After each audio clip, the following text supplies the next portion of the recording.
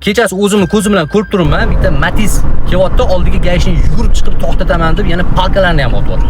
Endi men medikman-da, meditsinskiy tomoni ko'rinadi. Agar mana shu Matiz borib hozir har gashini uradigan bo'lsa, shu tezlikda, birinchi navbatda boldir suyagi, tizza svязкалari ketadi.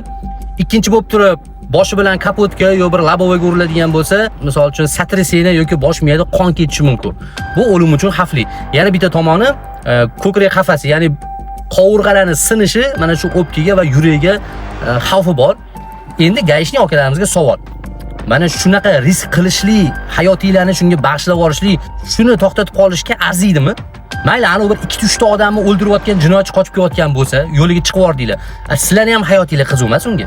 Deb yaqinda mana BMW urib olgan gayishni ham ketdi, undan keyin taqdirlarni boshqa qildi, xuddi Ivan Vasiliy kinosiga o'xshaydi. Yo, bu kulgili emas, bu achinarli holat.